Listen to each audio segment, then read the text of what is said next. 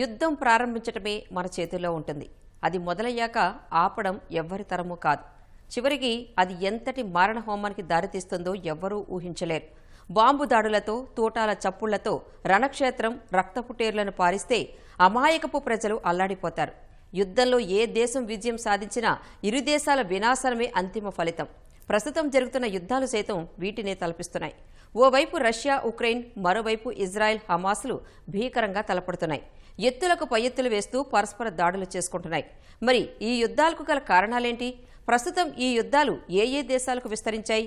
యుద్ధం ఇలానే కొనసాగితే తదుపరి జరిగే పరిణామాలేంటి?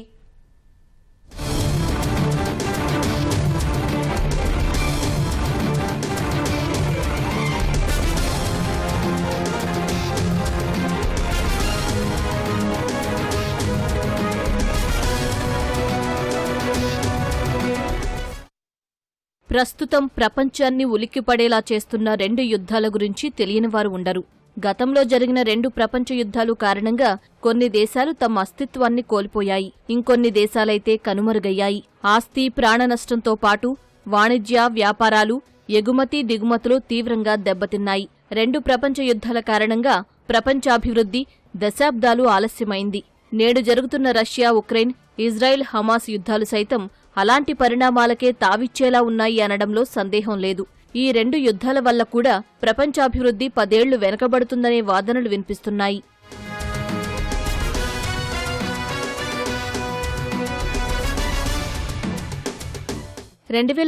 ఫిబ్రవరి 24న రష్యా ప్రత్యేక మిలిటరీ ఆపరేషన్ పేరుతో ఉక్రెయిన్పై దాడికి పాల్పడింది.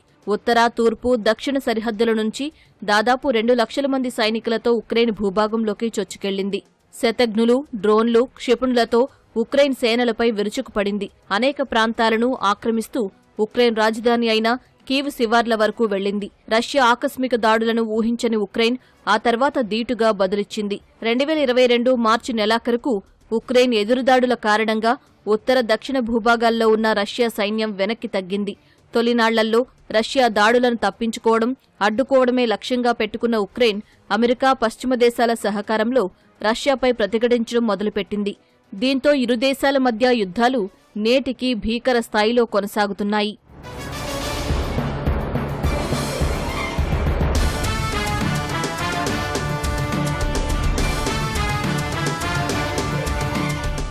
ఇంకో 2 వారాలైతే రష్యా ఉక్రెయిన్ యుద్ధం ప్రారంభమై 3 సంవత్సరాలు పూర్తవుతుంది.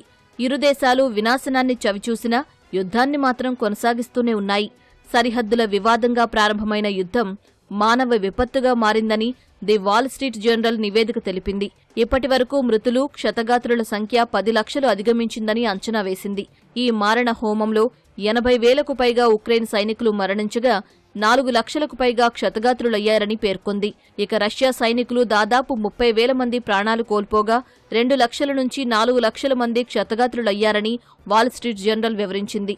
ఎప్పటికైనా యుద్ధం ఆపకుంటే ఇరు దేశాల్లో అభివృద్ధి సన్నగిల్లి ప్రపంచంలో ఉనికిని కోల్పోతాయని హెచ్చరించింది.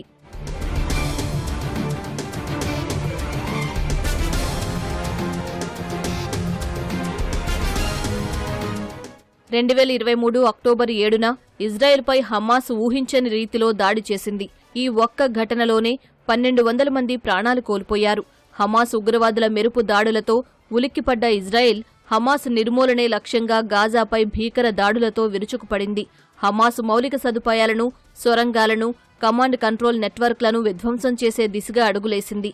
ఇజ్రాయెల్ హమాస్ పోరులో ఇటు గాజాలో, అటు వెస్ట్ బ్యాంక్లో రక్తపాతం కొనసాగుతోంది.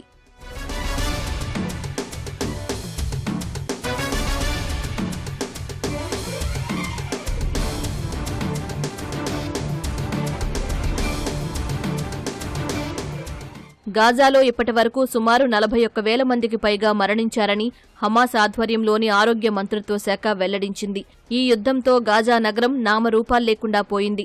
భారీ స్థాయిలో ప్రాణ, ఆస్తి నష్టం వాటిల్లింది. ఇప్పటి వరకు దాదాపు 80,000 ఇళ్లు ధ్వంసమయ్యాయి. సుమారు 19 లక్షల మంది నిరాశ్రయులయ్యారు. వీటిని పునర్నిర్మించాలంటే $1 బిలియన్ ఖర్చవుతుందని ఐక్యరాజ్య సమితి అంచనా వేసింది. ఇజ్రాయెల్ విషయానికొస్తే మొత్తంగా 1,500 మంది చనిపోయారనే అంచనాలున్నాయి. దీన్ని బట్టి కయ్యానికి కాలు దువ్విన హమాస్ తీవ్రంగా నష్టపోయిందని చెప్పుకోవచ్చు.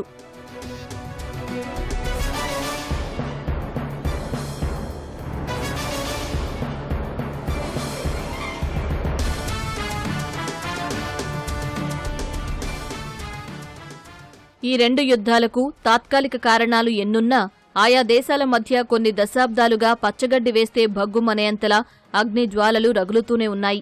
అయితే ఆధిపత్య పోరే ప్రధాన కారణమని అంతర్జాతీయ నిపుణులు చెబుతున్నారు. తూర్పు జెరూసలేం, గాజా, వెస్ట్ బ్యాంక్లలో నివసిస్తున్న పాలస్తీనియన్లకు ఇజ్రాయెల్కు మధ్య తరచూ వివాదాలు చెలరేగుతూనే వచ్చాయి.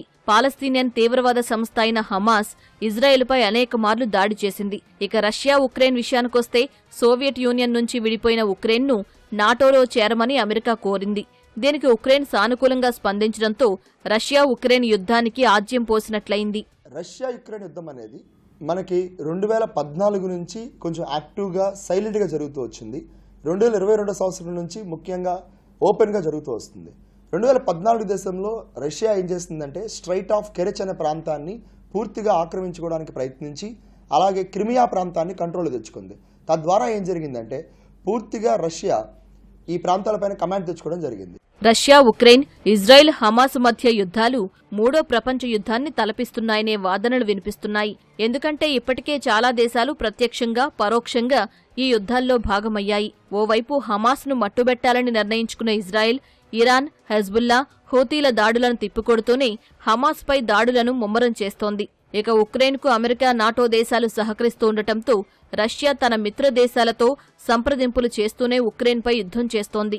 ఈ యుద్ధాలు ఇలాగే కొనసాగితే ప్రపంచ దేశాలు తీవ్రంగా నష్టపోతాయని అంటున్నారు. ఉక్రెయిన్ యుద్ధ ప్రభావంతో యూరోప్ అంతా కూడా విపరీతంగా నష్టపోయింది. అక్కడ గ్యాస్ రేట్లు 200 నుంచి 300% గ్యాస్ రేట్లు పెరిగిపోయినాయి. నిత్యావసర వస్తువులు పెరిగిపోయినాయి.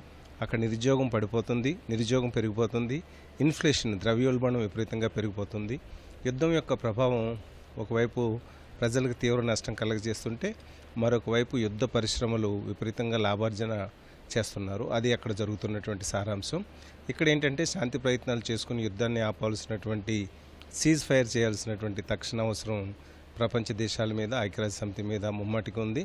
ఇందులో భారతదేశం లాంటి దేశం చొరవ తీసుకోవడం కూడా చాలా ముఖ్యంగా మనం భావించాలి. ఒకటి, రాబోయే రోజుల్లో ఈ రెండు యుద్ధాలు భీకరంగా మారే అవకాశాలు లేకపోలేదు. దీనివల్ల ఆస్తి, ప్రాణ నష్టంతో పాటు ఆయా దేశాల అభివృద్ధి మందగిస్తుంది. ఆ ప్రభావం ప్రపంచ దేశాలపై పడుతుందనే వాదనలు వినిపిస్తున్నాయి. ఇప్పటికే ఇతర దేశాలపై అధికంగా ఆధారపడుతున్న దేశాలు వాణిజ్య, వ్యాపారాలు దెబ్బతిని తీవ్ర సంక్షోభాన్ని చవిచూస్తున్నాయి. యుద్ధంపై ఐక్యరాజ్య సమితి సత్వరమే జోక్యం చేసుకుని ప్రపంచ అగ్రదేశాలతో సంప్రదించాలి. అప్పుడే యుద్ధం సద్దుమణిగే అవకాశం ఉంది. ముఖ్యంగా ఆధిపత్య పోరులో జరిగే యుద్ధాల్లో ఆయా దేశాలు అంతిమ విజయం సాధించలేవని అంతర్జాతీయ నిపుణులు చెబుతున్నారు.